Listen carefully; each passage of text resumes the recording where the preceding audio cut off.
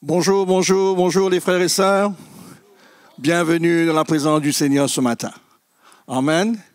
Comme disait l'apôtre Pierre, si vous avez goûté que le Seigneur est bon, comme des enfants obéissants, désirez le lait spirituel et pur, qui est la parole de Dieu pour que vous puissiez grandir. Et ce matin, c'est une grâce pour nous de nous retrouver dans la présence du Seigneur. Nous avons goûté à sa grâce et les désirs de notre cœur, c'est d'entendre l'Évangile pour que nous puissions grandir et que nous puissions arriver à être comme notre Seigneur et Sauveur Jésus-Christ. C'est pourquoi ce matin, allons nous tenir devant le Seigneur avec un cœur ouvert pour que le Saint-Esprit puisse déposer encore dans notre cœur tout ce qui va nous faire grandir dans la connaissance de Jésus. Amen. Allons nous lever et allons remercier le Seigneur pour sa grâce ce matin.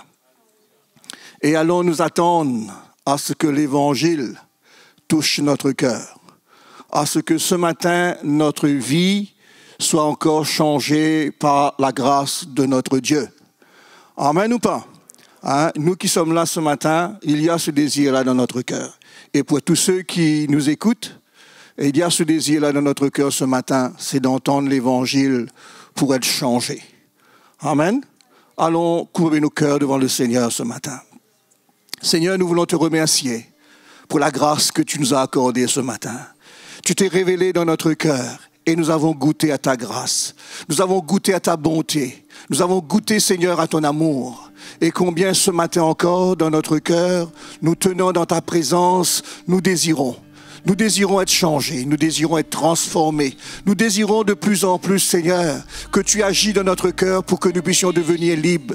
Libres de cette chair qui nous tient captifs. Libres de nos pensées, libres de nos raisonnements. Libres de tout ce qui peut venir dans notre cœur pour nous empêcher de te connaître et de grandir dans ta connaissance. C'est pourquoi ce matin encore, touche notre cœur, touche notre vie. Révèle-toi par ton Saint-Esprit ce matin. Et que nous puissions, Seigneur, passer ce moment dans ta communion et dans ta présence et ressentir que nos vies changent. Ressentir que ta grâce nous pénètre. Ressentir, Seigneur, que tout en nous est en train de te donner encore accès pour que tu puisses œuvrer dans notre vie. Seigneur, ce matin, nous te glorifions. Nous te disons merci pour ce que tu vas faire. Merci pour ce que tu vas emmener dans la vie de chacun de nous. Merci de ce que ta parole va encore nous régénérer ce matin, nous restaurer. Seigneur, merci pour ta grâce. Merci pour ce que tu vas faire ce matin. À toi toute la gloire. Et allons louer le Seigneur ce matin. Allons le louer pour tout ce qu'il va faire dans nos vies. Allons le louer pour tout ce qu'il va communiquer encore à notre cœur ce matin. À toi la gloire, Jésus.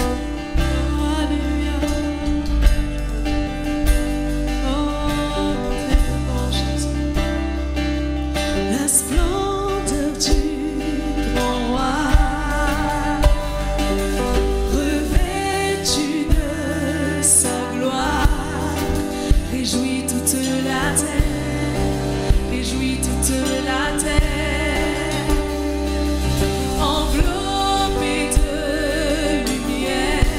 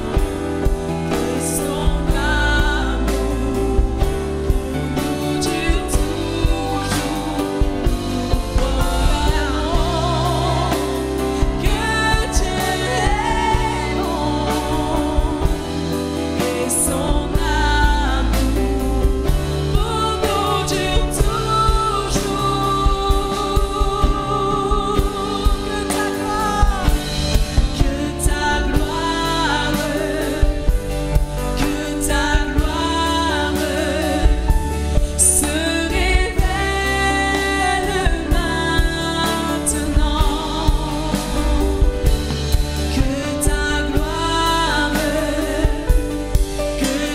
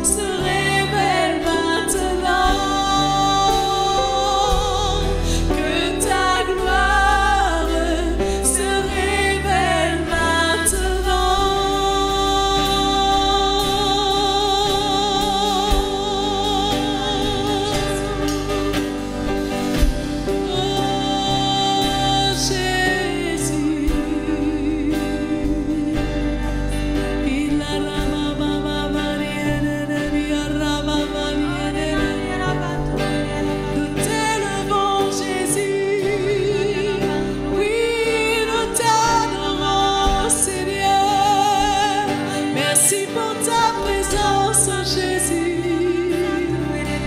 Alléluia.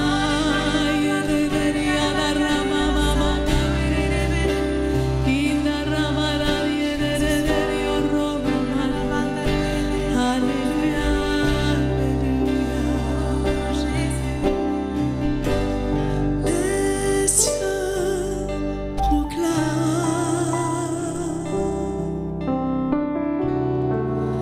la gloire du ressuscité. Rien n'est égal à la beauté du Seigneur. À jamais tu seras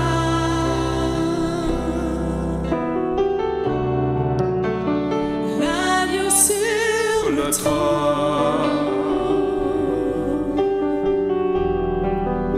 Je fléchis les genoux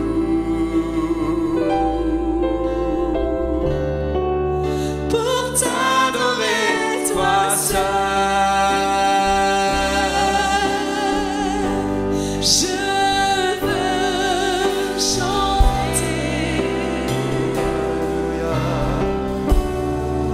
la gloire du ressuscité.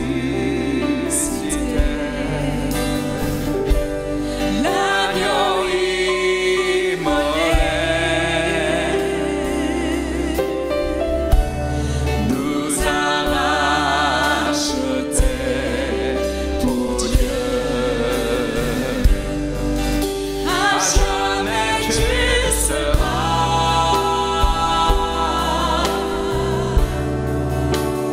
l'agneau sur le trône.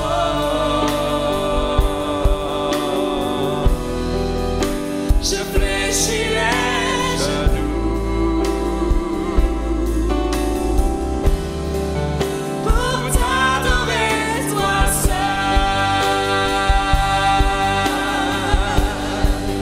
À jamais tu seras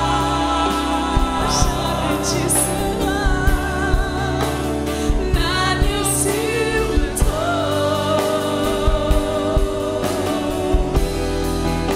Je fléchis les genoux pour t'adorer, toi seul. Pour t'adorer, toi seul.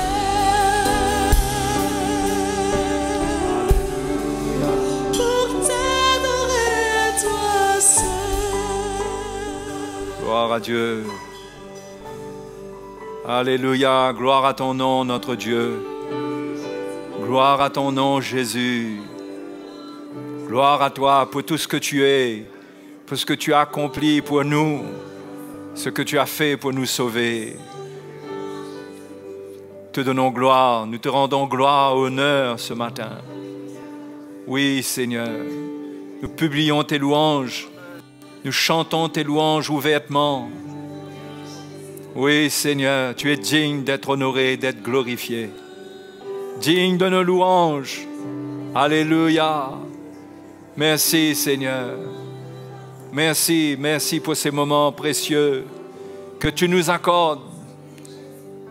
Tu nous as permis d'être dans un pays libre pour écouter ta parole, pour nous rassembler.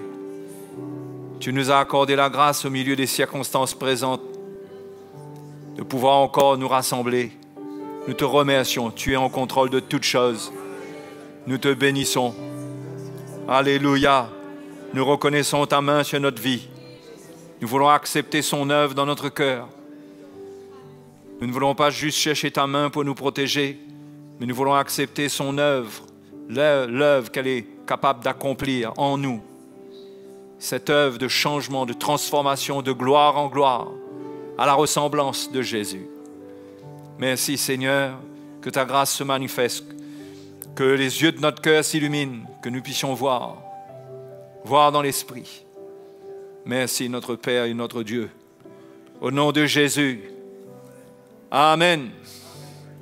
Un bon amen tout le monde, non? Gloire à Dieu. Bonjour à tous les frères et sœurs. Bonjour à tous ceux qui sont sur le web avec nous. Tous, nous sommes là et nous nous attendons à ce que le Seigneur nous parle.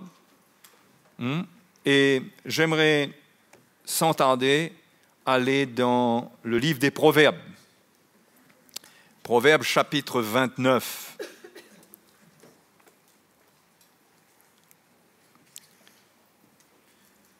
Et le verset 18. Ce matin, j'aimerais vous parler de l'importance de la révélation. L'importance de la révélation. C'est très important pour nous. C'est pas la révélation, c'est pas quelque chose qu'on a acquis une fois pour toutes. Bien sûr, ce qu'on a acquis qui a amené la révélation du fondement de Christ dans notre vie, c'est là. Mais nous ne devons pas regarder à la révélation comme quelque chose qui est acquis une fois pour toutes. Mais nous devons ouvrir notre cœur à la révélation parce qu'on se déconnecte vite des choses de l'esprit. Les choses de l'esprit doivent être révélées. On ne les a pas naturellement. On ne les entretient pas dans notre vie naturellement, par notre capacité naturelle. On peut stocker des choses dans notre mémoire. On peut apprendre et se rappeler des versets de l'Écriture, des prédications qu'on a entendues. Cela ne veut pas dire que la révélation demeure en nous. Il faut bien comprendre ça. Je dis cela parce que le piège de la persévérance au milieu de l'Église, c'est de finir par s'endormir et d'avoir des oreilles qui entendent comme n'entendant pas. Avoir des oreilles qui entendent, où l'on comprend les mots, mais ces paroles ne sont plus révélées à notre cœur pour produire la vie. Or, l'Église se bâtit avec la révélation. Et d'ailleurs, avant de lire cela, dans Matthieu, chapitre 16, on voit l'exemple avec Pierre, ce que Jésus lui dit au verset 13. Regardez. Matthieu, chapitre 16, et le verset 13. Jésus, étant arrivé dans le territoire de Césarée de Philippe, demanda à ses disciples, « Qui suis-je au dire des hommes, moi, le Fils de l'homme ?» Ils répondirent, « Les uns disent que tu es Jean-Baptiste, les autres, Élie, les autres, Jérémie ou l'un des prophètes. Et vous, le dit-il, qui dites-vous que je suis ?» Simon-Pierre répondit, « Tu es le Christ, le Fils du Dieu vivant. » Jésus, reprenant la parole, lui dit, « Tu es heureux, Simon, fils de Jonas, car ce ne sont pas la chair et le sang qui t'ont révélé cela, mais c'est mon Père qui est dans les cieux. » Une question simple, une réponse simple, mais il fallait la révélation pour pouvoir donner la bonne réponse. Il fallait de la révélation. Et Jésus montre à Pierre que ce n'est pas la chair et le sang, ce n'est pas son intelligence, ce n'est pas sa capacité naturelle à comprendre les choses qui lui ont permis de trouver la bonne réponse, mais c'est parce que le Père l'a révélé. Quand les choses de l'Esprit sont révélées, c'est parce que Dieu les révèle. Personne ne peut venir prendre la révélation. Personne ne peut venir par lui-même dire, ben voilà, je viens chercher la révélation et je viens prendre la révélation. La révélation, ce n'est pas quelque chose qu'on vient prendre. On vient s'ouvrir pour recevoir. Mais c'est Dieu qui donne. C'est Dieu qui donne. Ça me fait penser à l'Épître aux Hébreux. Je crois que c'est au chapitre 6.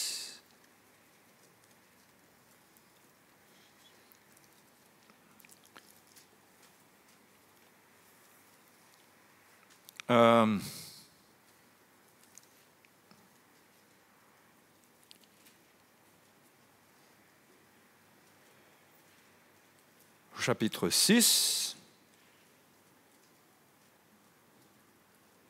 Au chapitre 6, où il dit « C'est ce que nous ferons si Dieu le permet ». Je crois que c'est le chapitre 6. Voilà. Verset... Chapitre 6. Oui. Oui. Donc, l'auteur de l'Épître aux Hébreux parle de laisser les éléments de la parole de Christ, de tendre à ce qui est parfait. D'accord? Et au verset 3, il dit « C'est ce que nous ferons si Dieu le permet. » Hein? C'est ce que nous ferons si Dieu le permet. On peut faire beaucoup de choses, on peut dire beaucoup de choses. Si Dieu ne permet pas la transmission des choses dont on parle, la compréhension des choses dont on parle, finalement, on se retrouve à être comme le peuple d'Israël, comme un peuple face à des paraboles. On entend des choses qu'on ne saisit pas dans l'esprit. Vous comprenez? C'est important que Dieu révèle. Hein? C'est comme nous dit le psaume, il y a un des psaumes là, je vais vous le trouver tout de suite. Le psaume 122, 127.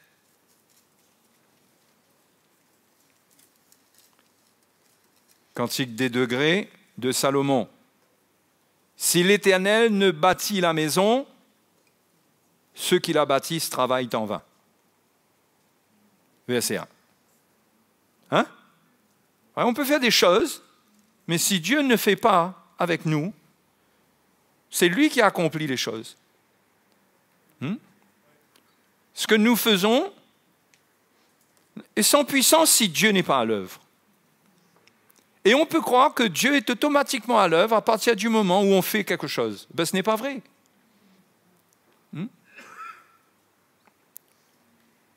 Si on bâtit l'Église, si on parle de construire, il faut que le Seigneur, lui, travaille avec nous, bâtit avec nous. Sinon, ceux qui bâtissent travaillent en vain. Si l'Éternel ne garde la ville, ceux qui la gardent veillent en vain. Ceux qui prêchent la parole de Dieu, si l'Éternel n'amène la lumière dans le cœur de ceux qui écoutent, ceux qui prêchent, prêchent en vain. Comprenez? Ceux qui instruisent leurs enfants, si Dieu n'instruit avec eux, ils instruisent en vain. On a besoin que le Seigneur amène la lumière, que Dieu révèle. Et ce n'est pas automatique. Ce n'est pas automatique. Ce n'est pas parce qu'on écoute un message qu'on reçoit la révélation qu'il y a dedans. Il faut aspirer à entendre dans une dimension spirituelle. Parce que les choses de Dieu, la parole de Dieu, elle est spirituelle. Si c'est l'évangile, c'est spirituel. C'est prêcher, enseigner avec un langage spirituel. Spirituel, ça veut dire que l'intelligence de l'homme ne peut pas sonder ses paroles. Spirituel, c'est du domaine de l'esprit. Il faut que le souffle de Dieu fasse passer le message. Sinon, on analyse intellectuellement la parole de Dieu. Et au fait, là, on peut faire beaucoup d'erreurs. On peut faire des erreurs. Parce que si on lit la parole de Dieu sans que Dieu nous révèle sa parole, on la lit en vain. Et on peut même la lire et l'interpréter contre notre foi. La révélation est indispensable. Il faut sans cesse avoir un cœur ouvert et prier pour que Dieu nous révèle sa parole. Pour que Dieu nous révèle sa parole. Nous le voyons dans l'Épître aux Éphésiens, au chapitre 1, comment Paul priait, l'apôtre Paul priait pour les Éphésiens et nous montre comment nous devons prier, nous aussi, et comment les serviteurs de Dieu doivent prier pour l'Église. Hein? Éphésiens, je vous ai donné la référence, chapitre 1 et le verset 15. Paul dit, c'est pourquoi, moi aussi, ayant entendu parler de votre foi au Seigneur Jésus et de votre amour pour tous les saints, donc il a constaté que l'Église était en progrès, vous êtes d'accord? Il a eu des nouvelles, c'était de bonnes nouvelles. Il dit, je ne cesse de rendre grâce pour vous. Je fais mention de vous dans mes prières, afin que le Dieu de notre Seigneur Jésus-Christ, le Père de gloire, vous donne un esprit de sagesse et de révélation dans sa connaissance, et qu'il illumine les yeux de votre cœur. C'était des chrétiens qui avaient grandi dans la foi et dans l'amour, mais Paul leur a dit, moi je prie que vous ayez un esprit de sagesse, de révélation dans sa connaissance. Je prie que le Père illumine les yeux de votre cœur, comme il l'a fait pour l'apôtre Pierre. Pierre avait compris que Jésus était le Messie, il suivait le Seigneur. D'accord? Mais il avait besoin de révélation constante. Il avait besoin que Dieu lui révèle, même qu'il marchait avec Jésus, quand Jésus lui pose la question, il pouvait tellement être dans la chair que dans cet instant-là, il fallait que le Père lui révèle que Jésus est le Fils du Dieu vivant. C'est étonnant, c'est simple. Mais quand c'est une révélation, c'est autre chose qu'une compréhension dans la tête. Parce que la révélation, c'est ce qui nous change. C'est ce qui change notre vie. La révélation, ce n'est pas une explication. La révélation, c'est un miracle. Nous, les hommes, nous expliquons les choses. Dieu n'explique pas. Quand l'évangile est prêché, lui, quand l'évangile est prêché, annoncé, enseigné, proclamé, lui, maintenant, il distribue selon sa volonté, selon les cœurs qui sont devant lui, selon la soif, et selon sa grâce et selon son plan. Il met une mesure de révélation dans le cœur de ceux qui écoutent. C'est lui qui fait ça.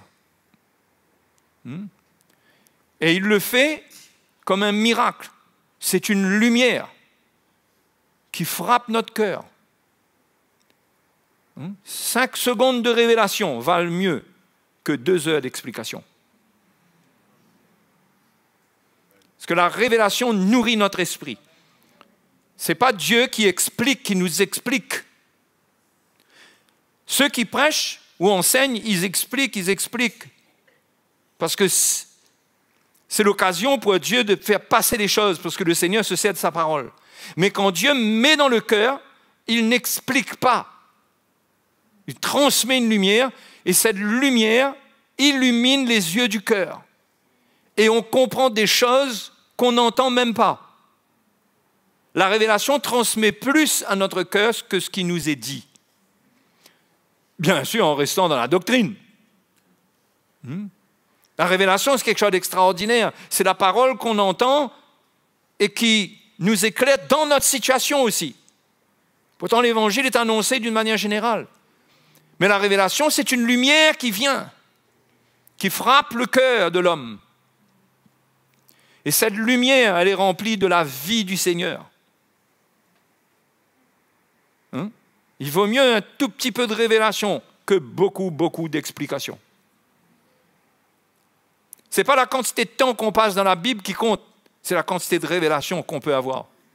Et la révélation, ce n'est pas non plus, c'est pas simplement dire, j'ai compris maintenant tout ce passage, j'arrive à interpréter tout ça.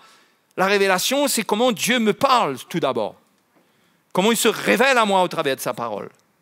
C'est ça qui nous change. Nous avons besoin de la révélation. Nous ne réalisons pas. Mais nous pouvons nous contenter de comprendre à un certain niveau, mais pas à un niveau qui produit les miracles. C'est la révélation qui produit des miracles de changement dans notre cœur.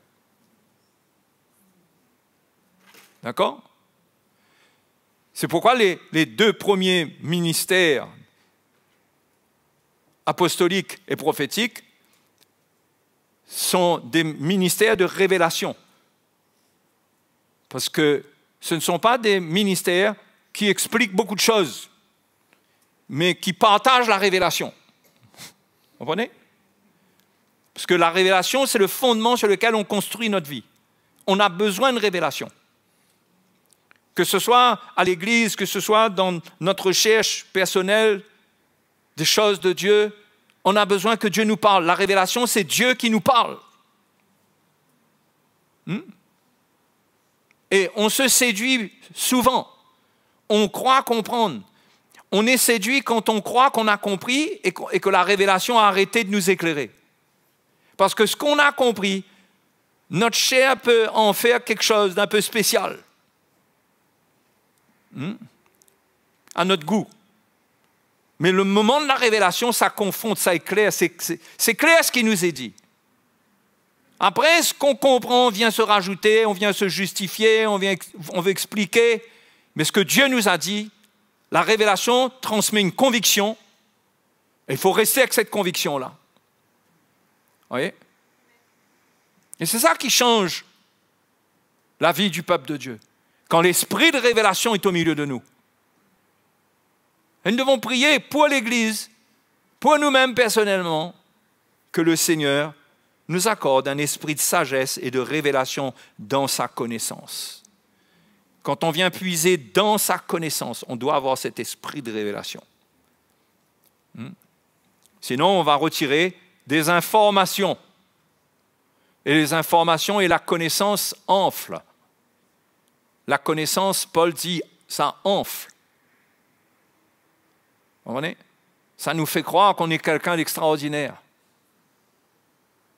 Mais la révélation qui vient de Dieu, elle peut nous briser, nous humilier, parce que c'est Dieu qui nous parle.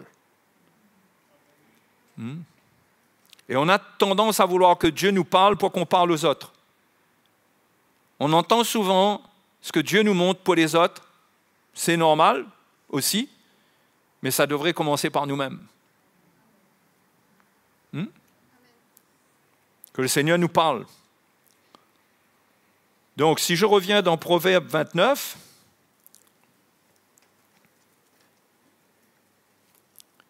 et j'ai dit tout à l'heure le verset 18, Proverbe 29, verset 18,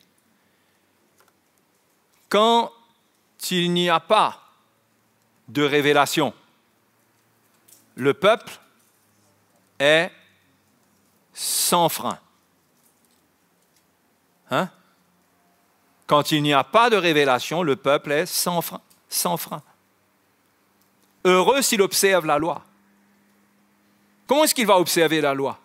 Le livre des Proverbes le dit, par la révélation. Dans le psaume, je crois que c'est le psaume 119, David dit, la révélation de tes paroles éclaire. Elle éclaire les simples. La révélation de ta parole. Et sans cette révélation, le peuple est sans frein. C'est la révélation qui met un frein à ce qui n'est pas bon. Et juste après, le verset 19 nous dit, et ce n'est pas par hasard que c'est écrit là, le verset 19, après le verset 18, ce n'est pas par des paroles qu'on châtie un esclave. Même s'il comprend, il n'obéit pas. Vous comprenez? L'esclavage qui est encore dans notre nature charnelle, ce n'est pas par des paroles et seulement par des châtiments et qu'on châtie avec des paroles. Ça, c'est une grande leçon pour les parents envers leurs enfants. Ce n'est pas seulement à coup de parole qu'on fait comprendre à un enfant quelque chose. On ne doit pas s'appuyer sur ce que nous faisons, sur ce que nous disons. Il dit un esclave, si tu le châties avec des paroles, même s'il comprend ce que tu es en train de dire, il ne va pas obéir. Parce qu'il y a un fossé entre comprendre, dire Ben oui, et obéir. L'obéissance, ça vient quand la révélation saisit le cœur. C'est pourquoi la vie chrétienne, elle est basée sur la révélation, pas sur la compréhension. Et quand on pense à ce que c'est que châtier par des paroles, on pense à la dureté, on pense au légalisme. Ça n'amène pas l'obéissance. C'est la révélation qui amène l'obéissance et qui mettra un frein à ce qui doit être freiné, arrêté. Chez nous, dans notre vie, c'est la révélation qui met ce frein-là.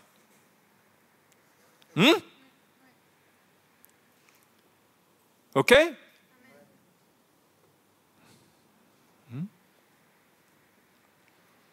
Donc, il faut la révélation. Nous pouvons avoir beaucoup de luttes parce que nous manquons de révélation. Et au lieu de chercher la révélation et de crier vers Dieu et de nous humilier parce que Dieu fait grâce aux humbles, au lieu de cela, on peut être en train d'essayer de faire les choses de notre propre force. Mais crions à Dieu pour que la révélation saisisse notre cœur. Mais une fois qu'on l'a, obéissons. Obéissons maintenant. À partir de quel moment on peut dire que quelqu'un, il a compris, saisi au point qu'il peut obéir? Ça, je ne sais pas. Mais une fois qu'on a une lumière qui est venue, Dieu, dans cette lumière, nous accorde la grâce d'obéir. On obéit à la révélation. On ne médite pas sur la révélation pour en faire toutes sortes de pensées. Pour développer, en faire de la philosophie. L'homme aime philosopher. Il a une petite pensée et il va philosopher. Il va développer ça et aller dans tous les sens. Mais ce qui est important, c'est de comprendre exactement ce que Dieu nous dit et obéir. Et ne pas entourer cela de nos raisonnements, d'un esprit philosophique, mais obéir à la voix de Dieu. C'est comme ça qu'on grandit. Donc ça, c'est important. Et dans l'Épître aux Corinthiens,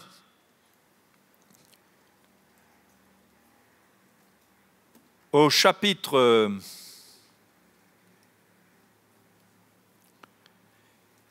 2,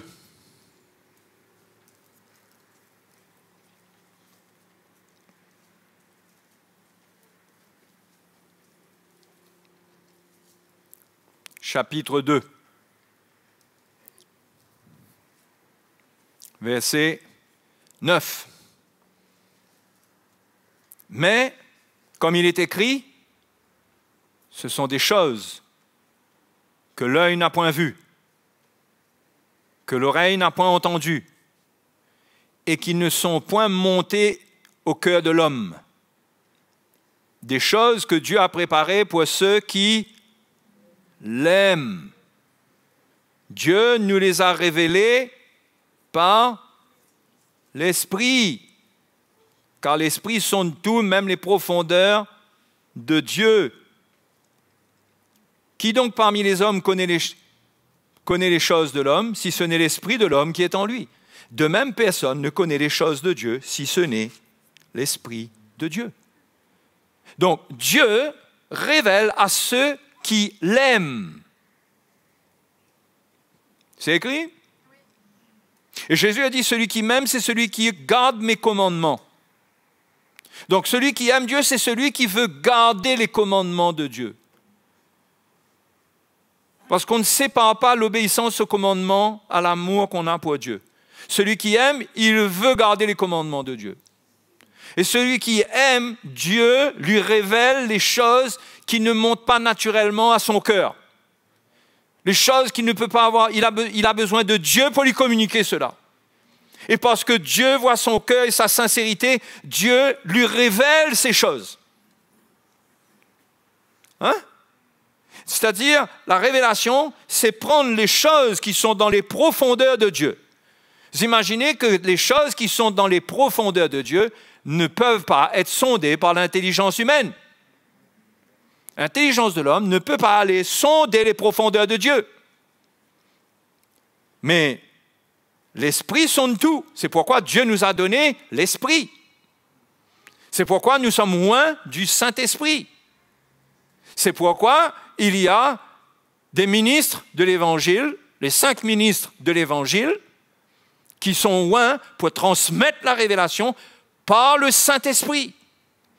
Parce que l'Esprit sonde tout. Et Dieu veut nous révéler le plus profond de son cœur. Vous réalisez ça? Hein? Il veut nous révéler, mais c'est réservé pour ceux qui aiment Dieu, qui sont sincères dans leur foi, qui n'ont pas qu'un langage, qui n'ont pas qu'un cantique d'amour qu'ils chantent, mais qui vraiment, ils aiment Dieu. Ils haïssent le mal. Ils n'aiment pas quand le mal se sert d'eux. Ils n'aiment pas. Ils aiment tellement Dieu qu'ils n'aiment pas déplaire à Dieu. Vous comprenez l'amour pour Dieu? Celui qui aime Dieu, il cherche à plaire à Dieu. Quand on aime quelqu'un, on cherche à lui plaire. Donc, on s'inquiète de ce qui ne lui plaît pas. Et là, Dieu révèle, Dieu construit. C'est pourquoi l'Épître aux Hébreux dit, c'est ce que nous ferons si Dieu peut aimer. Ça dépend de l'état de notre cœur. Du moins, pour ne rien exagérer, en grande partie, parce que Dieu peut révéler sa parole à qui il veut, par sa grâce. OK? Mais nous parlons d'attitude à construire dans notre relation avec Dieu pour recevoir les choses de Dieu. Le domaine de la souveraineté de Dieu, sa grâce libre, ça appartient à Dieu, ça. Ça ne se gère pas par une doctrine. Mais nous nous efforçons, comme Paul dit aux Corinthiens, de lui être agréable. Nous cherchons à lui plaire. Et quand nous sommes en train de chercher à plaire à Dieu, l'Esprit de Dieu nous accompagne. L'Esprit de Dieu nous convainc. Nous convainc de ce qui n'est pas agréable à Dieu. L'Esprit de Dieu nous instruit quand nous ouvrons la parole de Dieu. L'Esprit de Dieu transmet les choses de l'Esprit dans notre cœur lorsque nous venons écouter l'Évangile. L'Évangile n'est pas un discours politique qu'on écoute. Quoique les discours politiques font beaucoup d'effet sur les gens. Mais ce n'est pas un sermon qui est là pour nous apaiser, pour nous endormir. Mais ça doit être de la révélation. Bien sûr que ça dépend de ceux qui portent, mais ça dépend aussi de ceux qui reçoivent pour la transmission. D'accord?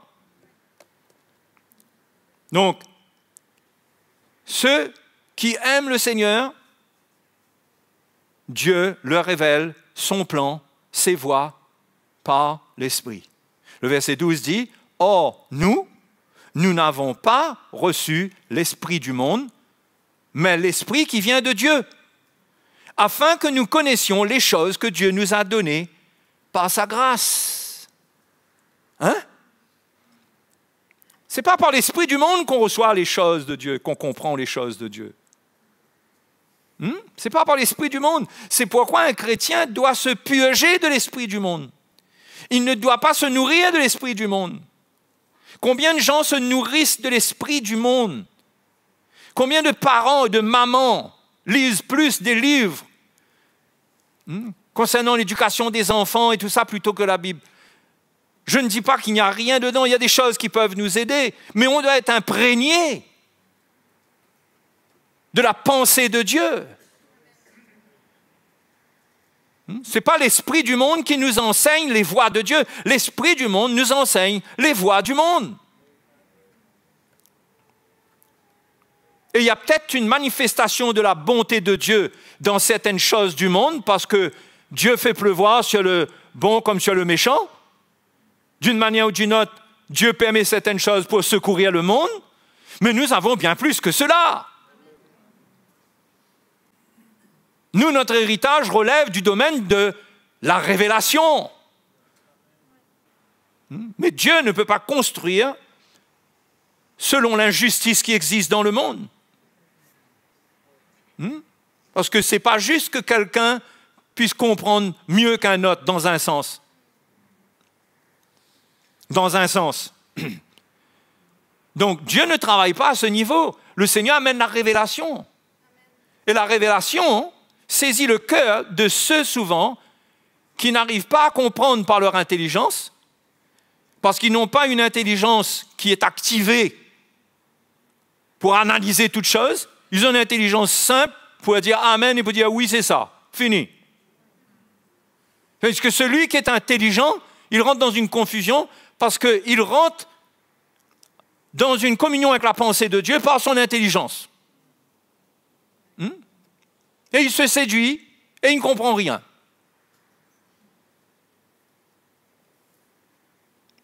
Le verset 13 nous dit, Paul dit, nous en parlons non avec des discours qu'enseigne la sagesse humaine, mais avec ceux qu'enseigne l'esprit. Vous voyez? Pas la sagesse humaine, pas les discours de la sagesse humaine, mais ceux qu'enseigne l'esprit, employant un langage spirituel pour les choses spirituelles. Mais l'homme naturel n'accepte pas les choses de l'Esprit de Dieu, car elles sont une folie pour lui. Et il ne peut les connaître parce que c'est spirituellement qu'on en juge. Hein? L'homme spirituel, au contraire, juge de tout. Et il n'est lui-même jugé par personne. Il comprend l'homme spirituel. Il comprend la pensée de Dieu. Il comprend le langage spirituel. Mais l'homme naturel n'accepte pas, n'arrive pas à comprendre. C'est pourquoi quand l'Évangile vient dans une dimension spirituelle de l'esprit, ça provoque du remous chez ceux qui écoutent. Parce que s'ils ne reçoivent pas dans l'esprit et s'ils reçoivent dans le domaine naturel de leur intelligence, ça provoque la rébellion, les discussions, les argumentations, hein? Tous ces raisonnements, tout ce qui existe. Mais ce n'est pas comme ça qu'on reçoit. On reçoit par l'Esprit de Dieu, pas par l'Esprit du monde. On ne reçoit pas par notre intelligence, par notre chair, mais par l'Esprit de Dieu. On ne reçoit pas par une explication verbale correcte, mais on reçoit par un langage spirituel. Ça ne veut pas dire que ce sont des mots que l'on ne comprend pas du tout. OK? Ça peut être clair, ça peut être bien expliqué et tout. Mais le langage spirituel qui est attaché à ça, c'est ça qu'on a besoin de saisir. Parce que même quand c'est bien expliqué, on peut ne rien comprendre. Moi, quand je regarde la parole de Dieu, les frères et les sœurs, il y a des passages qui sont simples, on dirait, mais pendant des années, je ne les ai pas comprises. C'est des paroles que je n'ai pas comprises.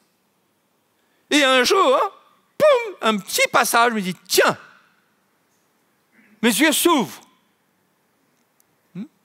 La Bible est un livre spécial. On ne le comprend pas comme ça. Bien sûr qu'on on va pas attendre la révélation pour lire. On va lire et on va s'attendre à la révélation. Mais dans une attitude où on comprend que nous-mêmes, par nous-mêmes, on ne va pas comprendre grand-chose. On ne va pas comprendre grand-chose. Donc, Paul dit ensuite, l'homme spirituel, au contraire, ne juge de tout, mais il n'est jugé lui-même par personne. Car qui a connu la pensée du Seigneur pour l'instruire? Or, nous avons la pensée de Christ. C'est important que le chrétien réalise et accueille ceux qui ont la pensée de Christ pour les instruire. Et qu'ils ne s'instruisent pas eux-mêmes. Bien qu'ils lisent la parole de Dieu, ils ont le moment qu'on appelle le moment de dévotion. Il n'y a pas de problème, au contraire, c'est très bon. Mais si à côté de cela, on n'a pas reçu la pensée du Seigneur, à la base, on ne va pas voir ce que Dieu nous dit sans avoir sa pensée. Il faut que sa pensée vienne en nous. Et ça, c'est la révélation. Donc, frères et sœurs, il faut la révélation.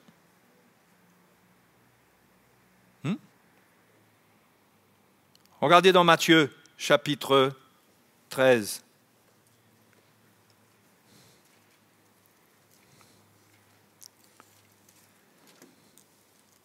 Jésus a donné une parabole, une une parabole. Quand on écoute cette parabole, la parabole du semeur, c'est une belle histoire. Hein, ils écoutent. Tout le monde écoutait. C'est une histoire simple. Tous ceux qui étaient là et qui étaient dans l'agriculture, qui avaient des champs, ils comprenaient naturellement ce que Jésus disait. Mais dans l'esprit, qui comprenait? Dans les disciples, ils réalisent. Pourquoi est-ce que Jésus parle en parabole? Il n'est pas venu pour nous parler de la nature. Donc ils vont demander au Seigneur, au verset 10, ils disent, Seigneur, pourquoi leur parles-tu en parabole? Jésus leur répondit, parce qu'il vous a été donné de connaître les mystères du royaume des cieux, et que cela ne leur a pas été donné. Vous voyez? Il y a des gens à qui c'est donné de comprendre, et il y a des gens à qui c'est pas donné de comprendre. C'est la souveraineté de Dieu. C'est Dieu qui décide. Car on donnera à celui qui a, et il sera dans l'abondance. Mais à celui qui n'a pas, on notera même ce qu'il a. Oh mon Dieu, c'est injuste. Même le petit peu qu'il a, on le lui enlève. Et celui qui a, on lui donne encore plus. Vous comprenez ce genre de parole? Si on ne comprend pas la pensée du Seigneur, on peut tourner ça à l'injustice. Dire, Seigneur, quand même, s'il a un petit peu, laisse le petit peu qu'il a. Mais Jésus dit, on donnera à celui qui a. Et il sera dans l'abondance. Celui qui n'a pas, on lui enlèvera même ce qu'il a. C'est des mystères. Hein? Mais il y a des choses dedans. Et ce n'est pas avec notre intelligence qu'on va comprendre tout cela. La réponse de Jésus elle-même laisse place à un mystère. Les disciples ont posé une question. Je ne sais pas si ça a clarifié l'histoire. La réponse du Seigneur, je ne suis pas sûr que ça a clarifié la question qu'ils ont posée là. Jésus leur dit, c'est pourquoi je leur parle en parabole. Parce qu'en voyant, ils ne voient point. Et qu'en entendant, ils n'entendent ni ne comprennent. On peut se dire, mais pourquoi leur parler alors? Si c'est pour leur parler, pour qu'ils ne comprennent pas. Pourquoi? Mais c'est comme ça. C'est comme ça. Pour beaucoup, la parole de Dieu est comme une parabole. Ça dépend de beaucoup de choses. C'est pourquoi un chrétien doit s'attacher à plaire à Dieu. Et Dieu voit le cœur de ceux qui l'aiment, à qui il va révéler sa parole. Et ceux qui sont orgueilleux, Dieu leur résiste. Ils rencontrent une résistance. Et à cause de leur orgueil, le petit peu qu'ils ont reçu leur est enlevé. Pourquoi? Parce que leur orgueil même les amène à perdre le petit peu qu'ils ont eu. Parce qu'ils ne vont pas accepter ce qui va avec. Ils vont vouloir ajouter eux-mêmes. On ne veut pas accepter la parole de Dieu dans sa simplicité. On veut ajouter notre bout. Oui, c'est vrai ce qu'il a dit. C'est vrai ce qui est écrit là. Oui, mais seulement, ceci, cela, orgueilleux. Le petit bout que tu dis que tu as compris, c'est vrai, tu l'as compris, il risque de t'être enlevé si tu persévères, tu persistes dans l'orgueil. Reste humble.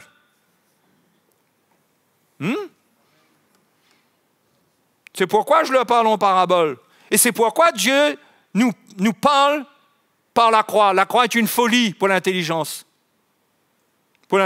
humaine. Et Dieu nous parle par quelque chose qui est une folie, parce qu'il veut s'assurer que ceux qui comprennent, ils ne vont pas tirer de l'orgueil et de la gloire dans leur compréhension. Ils vont être humiliés. Mais Dieu fait les choses de telle manière à ce que personne ne se glorifie. Si quelqu'un reçoit, il sait très bien, il doit savoir que c'est le Seigneur qui l'a révélé. Il doit le savoir. S'il ne le sait pas, il va devenir orgueilleux avec. Comprenez? C'est pourquoi le Seigneur a mis une écharpe dans la chair de Paul, pour qu'il ne devienne pas orgueilleux, parce qu'il avait de grandes révélations. Paul était ce qu'il était, mais Paul était un homme. S'il n'y avait pas une écharpe dans sa chair, Dieu avait vu qu'il serait devenu orgueilleux. Il avait trop reçu. C'est pourquoi ceux qui reçoivent et qui reçoivent et qui reçoivent, si vous voulez recevoir, ben vous risquez d'avoir au moins une écharpe dans votre chair quelque part. Quelque chose qui vous rappelle que vous n'êtes qu'un homme, qu'un être humain, qui va vous humilier.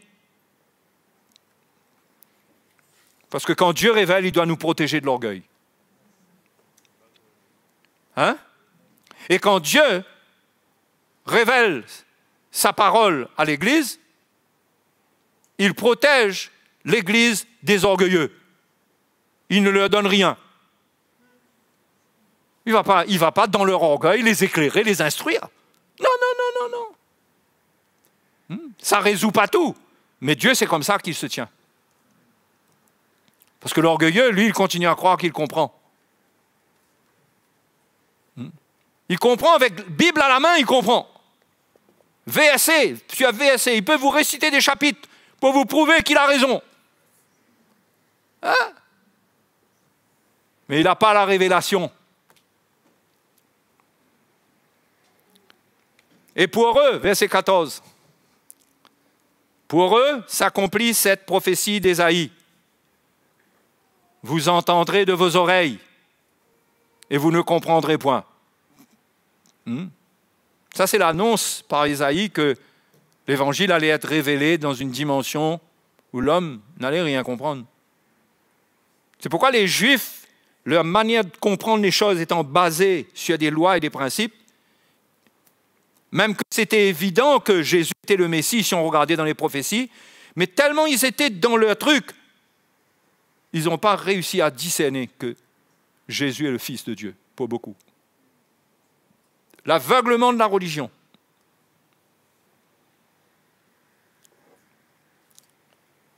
Vous entendrez de vos oreilles et vous ne comprendrez point. Vous regarderez de vos yeux et vous ne verrez point. Car le cœur de ce peuple est devenu... Voilà un gros problème devant la révélation. Car le cœur de ce peuple est devenu insensible. Voilà où la révélation s'arrête, devant un cœur dur. Devant un cœur dur. Votre cœur s'endurcit, la révélation ne rentre plus. Parce qu'un cœur dur est un cœur insensible. Un cœur dur, comme la pierre, ne peut pas être sensible. Et un cœur sensible, la parole de Dieu transperce et fait mal. Mais finalement, ce n'est pas un mauvais signe que ça fasse mal, parce que ça veut dire que ton cœur est tendre. L'épée rentre dedans. Donc, on voit un problème ici par rapport à la révélation, c'est la dureté de cœur. Quand on est dur, quand on n'admet pas, quand on n'obéit pas, quand on est rebelle, quand on s'oppose, notre cœur durcit. Et plus ça durcit, moins la révélation passe. Jusqu'à ce qu'un jour, on a construit un mur assez épais pour ne plus rien entendre. Et là, c'est le début de la fin. C'est pourquoi le livre des Proverbes dit « Garde ton cœur plus que toute autre chose, car de lui viennent les sources de la vie. » Garde ton cœur. Et c'est pourquoi un chrétien, il doit perdre. Il doit apprendre à perdre, même quand il a raison. Pourquoi? Parce que s'il veut absolument avoir raison, avoir gain de cause, il doit s'endurcir pour avoir gain de cause. Parce que l'homme fonctionne comme ça. Au-dedans de lui, pour avoir raison, pour faire valoir sa justice, ses arguments, il doit durcir le ton. Et il durcit son cœur. Il vaut mieux perdre, ton cœur reste tendre. Ça fait mal, mais ton cœur reste tendre. Tu continues à entendre de Dieu, parce que c'est ça la vie. La vie éternelle, Jésus a dit, c'est te connaître. Quand on est séparé de la connaissance de Dieu par la révélation, on est coupé de la vie. Le cœur de ce peuple est devenu insensible. Ils ont endurci leurs oreilles.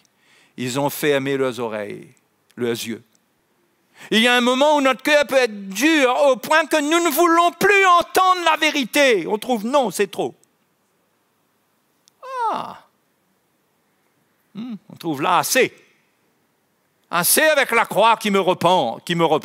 Assez de cette relation avec ce frère, ce serviteur de Dieu qui me dit la vérité. Le cœur est endurci, ne veut plus entendre de Dieu.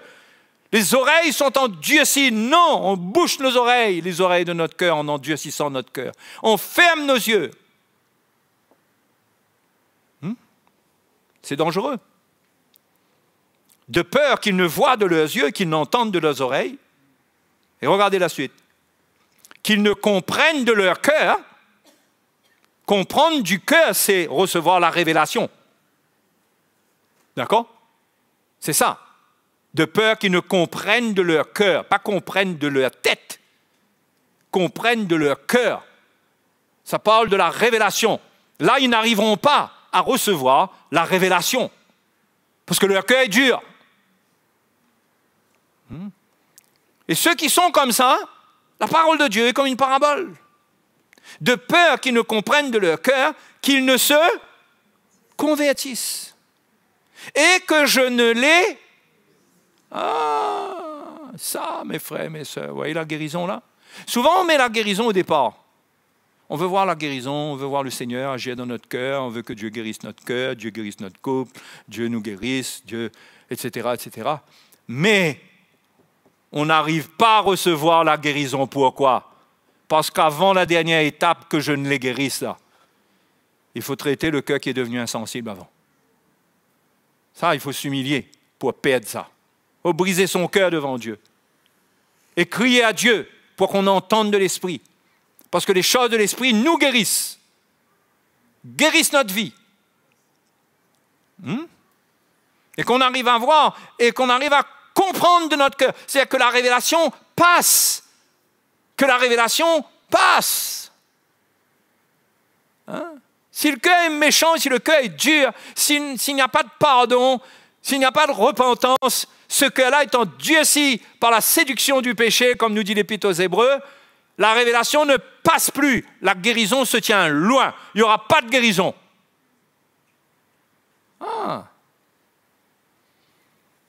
Qu'ils ne comprennent de leur cœur, qu'ils ne se convertissent.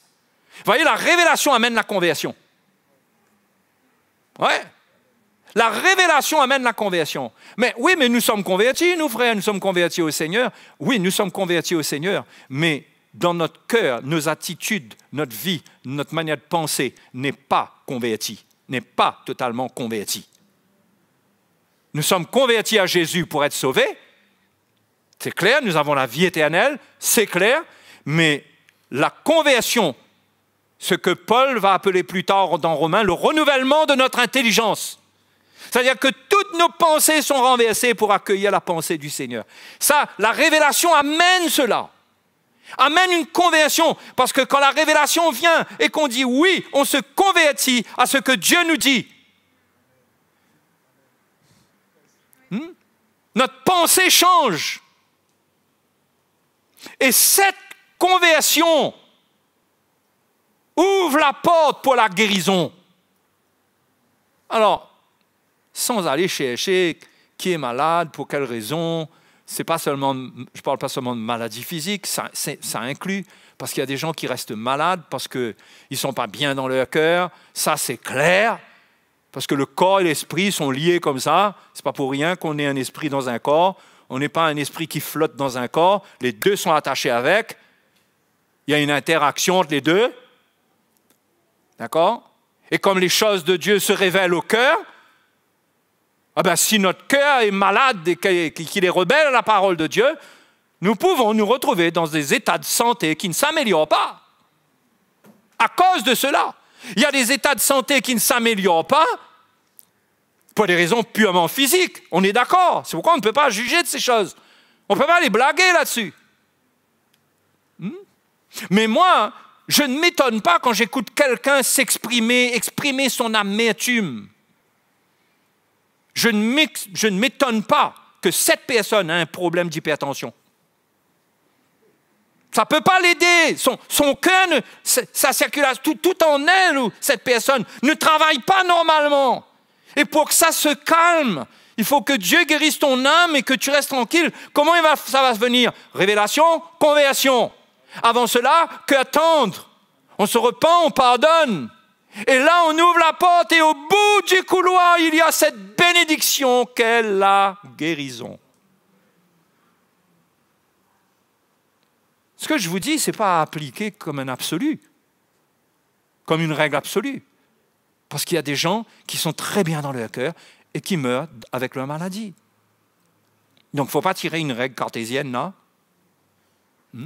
Mais, ceux qui sont à la recherche du bonheur, d'être bien, ils doivent savoir. Hein? Ils doivent savoir quels sont les obstacles qui sont sur leur chemin. Et sans se condamner, mais il faut créer les conditions de cœur optimales, les meilleures qui soient, pour être dans la foi, pour recevoir, pour que la révélation nous touche, que Dieu mette une conviction de foi pour cette situation. Mais le cœur qui est dur ne reçoit pas.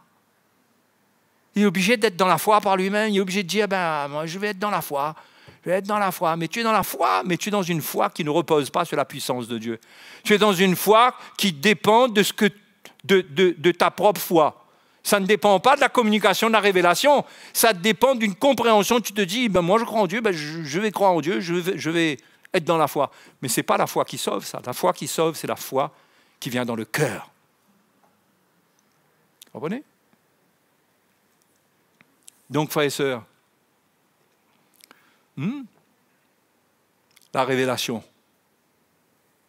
Quelle place a la révélation dans notre vie? Parce que le verset 16 nous dit, mais heureux sont vos yeux, voilà ce que Jésus dit à ses disciples, parce qu'ils voient, et vos oreilles, parce qu'elles entendent.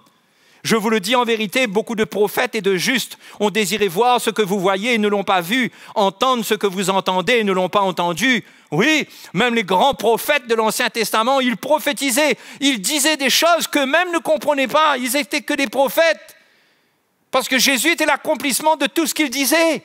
Mais eux, les disciples, ils étaient là devant le Seigneur. Ils entendaient en direct. Et le Père donnait un esprit de révélation pour qu'ils comprennent la parole du Seigneur Jésus. Et aujourd'hui, le Saint-Esprit a été envoyé au milieu de nous.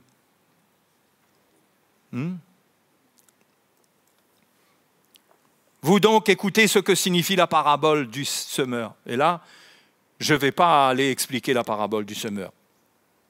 Mais c'est pour conclure. Le verset 19 dit, lorsqu'un homme écoute la parole du royaume et ne la comprend pas. C'est-à-dire qu'il n'en a pas eu la révélation. Il a écouté, mais il ne la comprend pas.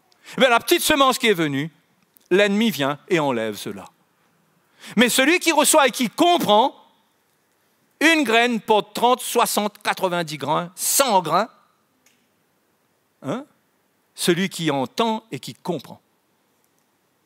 Il faut entendre et comprendre, c'est-à-dire comprendre de cœur. Parce que celui qui ne comprend pas, il perd ce qui lui est donné. C'est pourquoi Jésus dit que celui qui a, il perdra même ce qu'il a. D'accord? Donc, frères et sœurs, ne soyons pas satisfaits d'être à l'église, ayons soif de révélation. N'ayons pas soif de révélation qui est prêchée seulement. Ayons soif d'une révélation qui touche notre vie, qui nous parle, qui nous remet à notre place. Ayons soif de révélation qui soit comme l'épée à double tranchant, qui pénètre notre cœur, qui renverse nos raisonnements, qui nous montre notre hypocrisie, qui nous montre notre fausseté.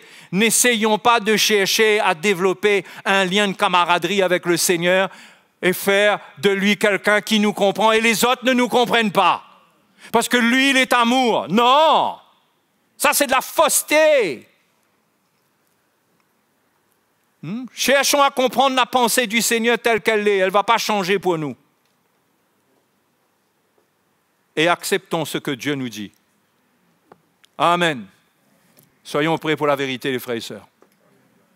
Quand la vérité est annoncée, il y a toute la place pour que l'esprit de révélation agisse. Parce qu'il n'y a pas de révélation sans la vérité. Et quand il y a la vérité, l'Esprit de Dieu, c'est l'esprit de vérité.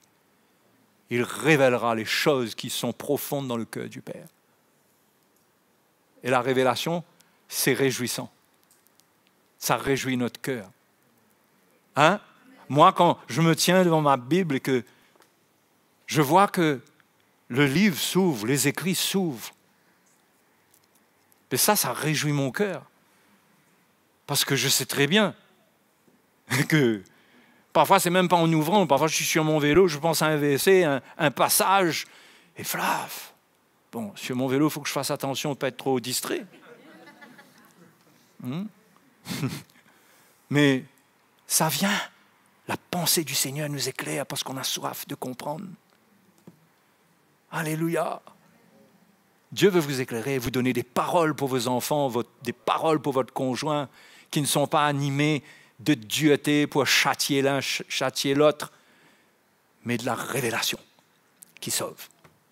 Gloire à Dieu. C'est comme ça que ça marche avec le Seigneur. Hein? Vous êtes d'accord que ça marche comme ça? Hein? Et pas tout le monde dit amen. Hein? Certains, vous aimeriez que ça marche autrement. Hein? Vous voulez venir à côté de l'ingénieur et lui expliquer un petit peu comment son calcul là n'est pas bon. On n'a même pas été à l'école, on veut apprendre à un ingénieur comment on fait ça. Il dit, ça, ils ne mettent pas là, ça. Mais vous allez faire rire. Il faut être humble, il faut reconnaître que Dieu a tout préparé. Alléluia. Tout préparé. Il a toujours raison. Il est toujours juste. Il est parfait. Donc, ce matin, tenons-nous devant le Seigneur. Faisons attention de développer une relation orgueilleuse avec la Bible parce qu'on apprend, parce qu'on lit, parce qu'on a des informations. On sait. Il y a des jeunes comme ça qui se font piéger dans la connaissance. Ils apprennent. Mais ils ne mettent pas en pratique ce qu'ils apprennent et la révélation ne change pas leur cœur. Donc, ils apprennent sans cesse. C'est bien, apprends. Mais surtout, mets en pratique le petit peu que tu apprends plutôt que de stocker le gros peu que tu captes par ton intelligence. D'accord? Allez, mettons-nous debout. Sinon, on ne va jamais s'arrêter. Il faut qu'il y ait une fin. Hein? On va petit pas. On ouvre notre cœur au Seigneur. Hein? Et ça, ce n'est pas des histoires du style « Mais frère, j'essaye, mais j'arrive pas. » Ça, c'est pas un truc... On n'essaye pas d'avoir la révélation. On s'humilie. Dieu voit notre cœur, c'est lui qui nous donne. Dieu voit notre cœur, notre recherche, c'est lui qui nous donne. C'est pas « J'essaye, j'arrive pas. Combien de fois j'ai essayé de lire ma Bible, j'ai essayé de faire ceci, j'ai essayé de faire cela. » Mon frère, persévère et humilie-toi. Dieu, il est près de ceux qui ont le cœur brisé. Alléluia. Gloire à Jésus. Tenons-nous devant le Seigneur ce matin. Que son nom soit glorifié. Qu'il nous accorde la grâce d'être riche en révélation de sa parole. Pas en connaissance pour enfler notre orgueil, mais riche en révélation pour enrichir notre cœur. Alléluia. Merci Seigneur. Oh, nous te bénissons Seigneur. Nous te bénissons ce matin. Oui, Seigneur, tu es grand, tu es glorieux. Enseigne-nous, Seigneur. Fais couler la révélation dans nos cœurs. Seigneur, nous avons soif de toi. Nous avons soif de te connaître. Et nous savons que seule ta connaissance révélée en nous nous délivrera de la corruption de ce monde, de tout ce qui viendra dans ces derniers temps. Te connaître, c'est vrai, Jésus, c'est la vie éternelle. Alléluia. Oh, merci, Seigneur. Merci, Seigneur. Alléluia. Allons adorer le Seigneur.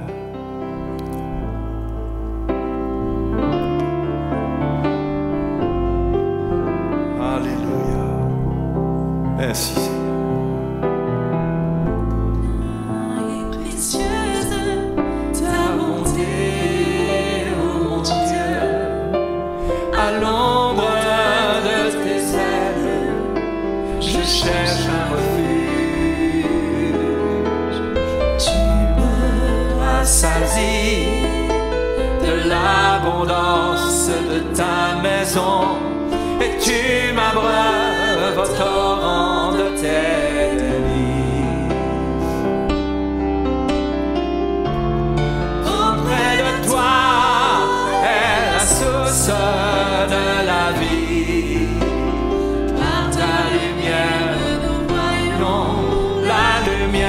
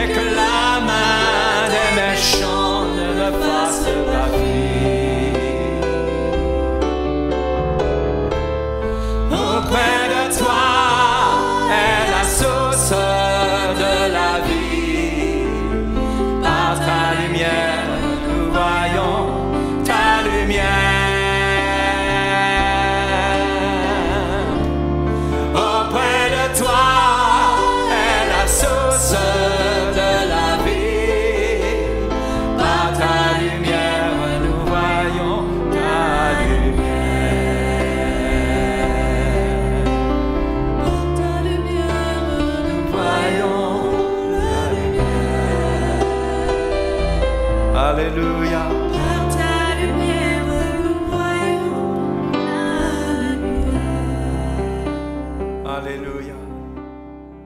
Seigneur, je prie pour ton Église, pour chacun de nous, pour que l'esprit de révélation dans ta connaissance nous anime. Nous tous, Seigneur, et tous nos frères et sœurs qui nous suivent partout, Seigneur, je prie qu'il y ait un esprit de révélation qui nous enseigne ta parole, qui amène dans notre cœur la vie que contient ta parole. Seigneur, nous ne voulons pas juste de la connaissance, quand ta parole même nous avertit que cette connaissance enfle. Nous voulons de la vie, de la lumière qui nous fait grandir. Oui, Seigneur, révèle-toi à ton peuple.